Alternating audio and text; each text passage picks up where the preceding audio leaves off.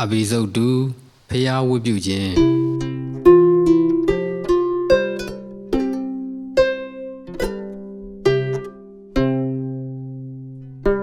ဖျားဝတ်မပြုမီလက်ကတော့ထိုးပါနိတိတိုင်အခင်းကိုကြကြနာနာခင်းပါ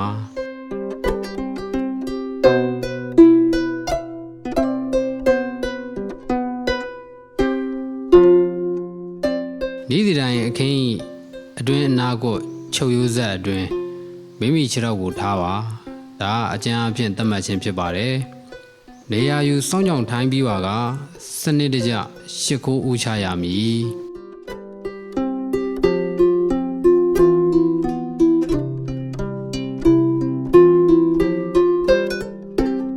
လက်ဦးချီယာ၌လက်ချောင်းများကိုချဲမထားရမျက်လုံးမှိတ်ကဖျားကိုအာယုံပြည့်၍ရှစ်ခိုးရမည်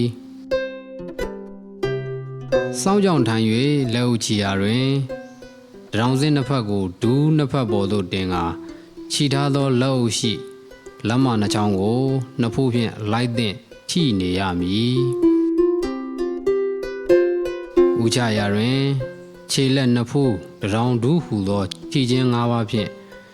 ညီညာညာဖြစ်စေရန်အတွက်အမတ်စဉ်ရေတွက်၍ဦးချရမည်ပထမအမတ်စဉ်၌ဒူးနှင့်လက်နှစ်ဖက်ကိုကျမ်းပေါ်သို့ချထားလိုက်ပါဒုတိယအမတ်စဉ်၌တရောင်စင်းနှင့်နှစ်ဖူးကိုကျမ်းနှင့်ထိထားလိုက်ပါတတိယအမတ်စဉ်၌ဘုရားစာစီကိုအာယုံပြု၍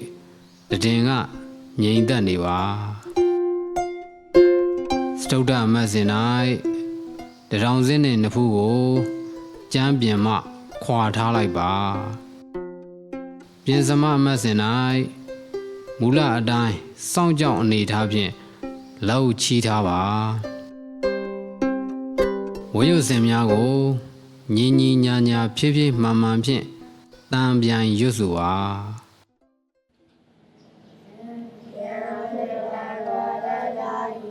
စေနာယေတုရာယေဝနာ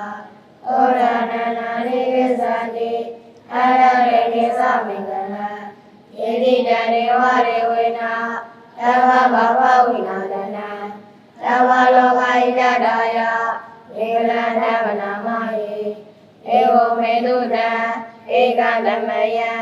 ဘဂဝါသဝရိယဝိရတိဇိတဝရေအဟန္တာမိဂတအာရမေအနာဂောဣညတရာတိဝဒဒေဂနာယရတိယဒေဂနာဝနာယေဝရတကဇိတဝနာဩဘာတိရောယေနာဘဂဝါနေဥပဒေကမေဥပဒေကမေရောဘောနာတိဝရေရောဧကမနအနာလိဧကမနာတိရာကောအာယဝရဘောတံမာနာယဣဇပါလိအဘုရေဝမနုဿာသေလံဟိယစိတယောအာကေကမာနာတရဏံယေဝေကလဗုဒ္ဓမံအာဒီဝနာသဘာလနာအရိယာနေသဒီဝနာဥဇာသဥဇာနေယနာဣဒံမေကလဗုဒ္ဓမံပတိရူပရိသဝရောသပုဗ္ဗေသကရဝိယတာအာရဓမ္မပရိတိသဣဒံမေကလဗုဒ္ဓမံဘာဟုတိယေသနေကေသဝိနယောသတုကေတိတောသူဝါရိဒါသယဝါသဣဒံမေကလဗုဒ္ဓမံအာရမေနုပါဒနာဩဒဒါရတတေယောနာကုရသကမန္တာဣဒံမေကလဗုဒ္ဓမံအာနိသဓမ္မစိယသနရဂနိသတေယောနာဝေသရိကမရိဣဒံမေကလဗုဒ္ဓမံအာရတိဟုရတိပါပါမေသဘာနာသတယောအမဒောသဓမ္မေတုဣဒံမေကလဗုဒ္ဓမံအာရောသတိဝရောသသာရောတိသကလေညုတာအာရိဏဓမ္မနာဝနံဣဒံမေကလဗုဒ္ဓမံအာနိသသောကသသသမနာနိသတတနံကာရိဏဓမ္မနာကိသဣဒံမေကလဗုဒ္ဓမံသဘောသမြမစရိယသအရိယဣသနာတတနံအိဝနာတိစိပိယသဣဒံမေကလဗုဒ္ဓမံဟောတောသလောကဓမ္မေစေတယတနာကမတိအာသောကဝေဒနာခေမဣ ဣဒံမကမုဒ္ဓမံဒီသာနိသာနိကတဝါနာသဗ္ဗရမရစီတာသဗ္ဗရတရေကိသတိခန္တေနမင်္ဂလာဗုဒ္ဓမံမင်္ဂလာသုဒ္ဓနိခိယံ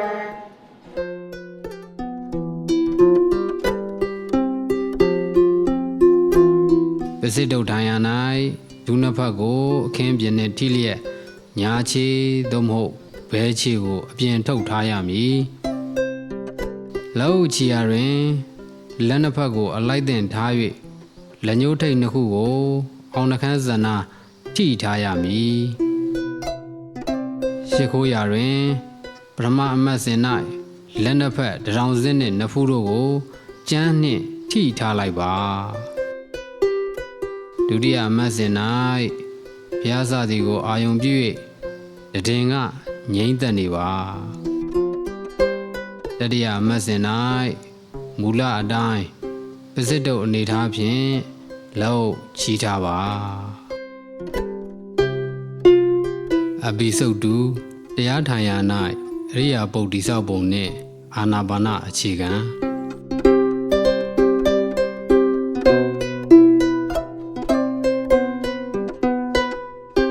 တမလင်ကိုထိုင်မှာတမလင်ကိုထိုင်ခြင်းသည်အရိယာပုဒ်ကိုညီညွတ်မျှတစေ၍ချိန်ကြာကြာကျင့်နိုင်ပါသည်သင်္ကန်းတွေဒူးတွေတုံ့မနေပါစေနဲ့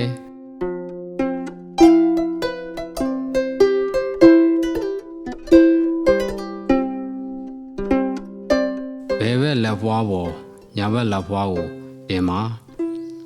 လက်မထိတ်ချင်းထိမထားရခြေထောက်ကိုထပ်ပြီးတော့မထိုင်ပါနဲ့ဖြေးထိုင်ပါမျက်လုံးကိုမှိတ်ထားပါခါးကိုတာမန်နေတဲ့အနေထားအတိုင်းထားပါခန္ဓာအိမ်ကိုတင်း၍ညှစ်ချုပ်မထားရအလိုက်တင်ထားပါ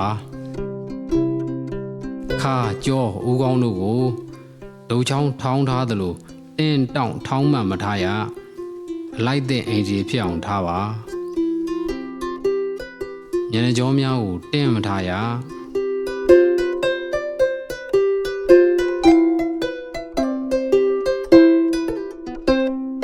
အရိယာပုတ်ပြင်ဆင်ပြီးပါကလေကိုပင်ကိုရှူရှိုက်မှုထက်နှစ်ဆသို့မဟုတ်သုံးဆစတင်ပြီးတော့ရှူရှိုက်ပါရှူရှိုက်ရာတွင်ဝင်လေကိုဖြည်းဖြည်းရှူ၍ထွက်လေကိုပြင်းပြင်းမှုတ်ထုတ်ခြင်းမပြုရထွက်လေကိုဖြည်းဖြည်းမှုတ်ထုတ်၍ဝင်လေကိုစောင့်ရှူခြင်းမပြုရအာနာပါနဝင်လေထွက်လေရှူရှိုက်ရာ၌လေထိုးလွှတ်တိုက်သလိုရှေ့တိုးနောက်ဆုတ်မရှူရဝင်လေထွက်လေကိုချောင်းချောင်းချိချိလွတ်လွတ်လပ်လပ်ဖြစ်အောင်ရှူပါမနှေးလွန်းမမြန်လွန်းကြာကြာရှူနိုင်ပြီးအရှူနှုံးကိုရွေးချယ်၍ရှူရှိုက်ပါထိုထက်မပိုပါစေနဲ့တရားထိုင်နေစဉ်အတွင်းအရိယာပုဒ်ကိုလှုပ်ခြင်းပြင်းခြင်းမာခြင်းရွှေ့ခြင်းများမပြုလို့ရ